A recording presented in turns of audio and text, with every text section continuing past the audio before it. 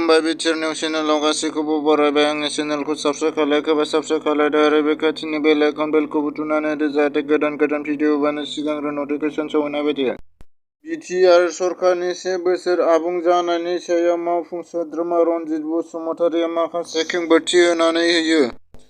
कक्राझार जिल्लानि खौरांगिरिफोरजों बिटिआरनि गाहाय मावफुं सोद्रोमा प्रमद बर'आ उदां सावरायलायदों।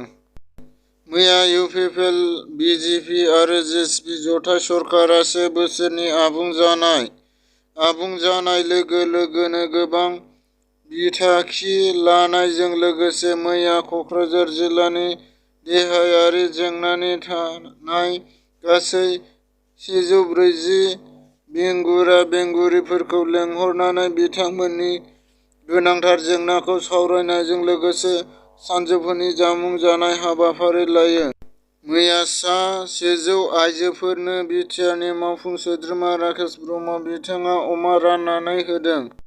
बाक्सा जिल्लानि सिङाव थानाय मानासेखि मुंनि हाथाइनि जारिमिनखौ मोनथिनो ना मा जाहोनाव मानासेखि मुंनि थाखाय सासे फालांगियारिनि जाफुंसारनाय गोब्राब नाजानायनि गेजेरजों एक्सन बसुमतारी बिथाङा सासे राफोद बिजनेसमेन जानो हादों। बिटिआर सरकारनि 1 बोसोर आबुं जानायनि सायाव मावफुं सोद्रोमा रनजित बसुमतारिया माखासे खेंफोरथि इनायै जिउ गोमानांनाय आर'पि दैमारिनि दुखुथिया नखरा बड'लेण्ड बुब्लिनिफ्राय गाहाय सुजुगिरि राकेश रामसियारि बिथाङा खौरां लाहैदों।